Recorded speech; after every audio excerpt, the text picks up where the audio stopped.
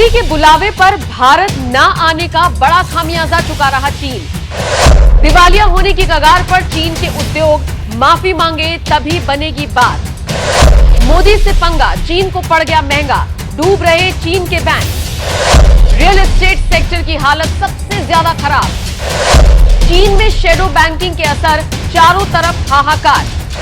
भागने लगी public, Xi Jinping को कोस रहे लोग, मोदी से गुहार, बचा लो सरकार।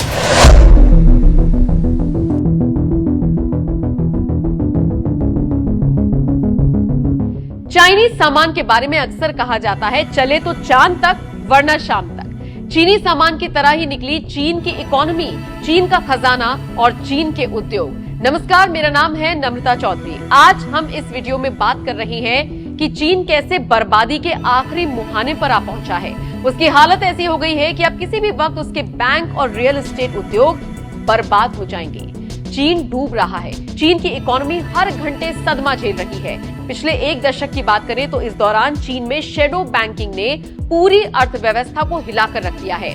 चीन का real estate sector shadow banking की मार से मरने की कगार पर है। चीन की इकोनॉमी में उसका प्रॉपर्टी मार्केट का रोल सबसे बड़ा रहता है। चीन की जीडीपी का 1/4 हिस्सा उसका रियल एस्टेट सेक्टर है। ये सेक्टर फिलहाल शैडो बैंकिंग से प्रभावित दिख रहा है और शायद इसी वजह से चीन के राष्ट्रपति शी जिनपिंग G20 की बैठक से नदारद रहे, क्योंकि खुद को इकोनॉमी का शेर समझने वाला चीन इन दिनों दिन में तारे देख रहा है।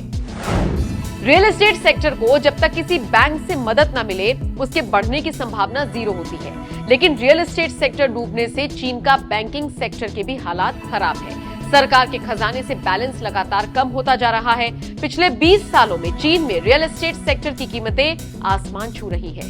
लोगों में जमीन खरीदने की होड़ लग रही है। इसी दौरान लोन लेने की लिमिट को दरकिनार करते हुए रियल एस्टेट कंपनियों ने शैडो बैंकिंग का सहारा लिया, यानी जहां से आसानी से लोन मिल जाए बस ले लो। ऐसी हालत में मनमाने तरीके से चीन में लोन बांटे गए। जब लोन का सही तरीके से रीपेमेंट नहीं हुआ तो इसका असर लोन देने वाली कंपनियों के बैलेंस शीट पर दिखना शुरू हुआ। शैडो बैंकिंग का क्या मतलब है? शैडो बैंकिंग को समझने के लिए हम आपके सामने कुछ पॉइंट्स रखेंगे। अगर किसी देश में नॉन बैंकिंग कंपनियां अपनी मर्जी के मुताबिक शर्तों और ब्याज दरों पर लोन बांटने लगे तो इसे शैडो बैंकिंग कहते हैं। ये कंपनियां आसान शर्तों पर लोगों को लोन बांट देती हैं, उस पर ज्यादा इंटरेस्ट चार्ज करते हुए।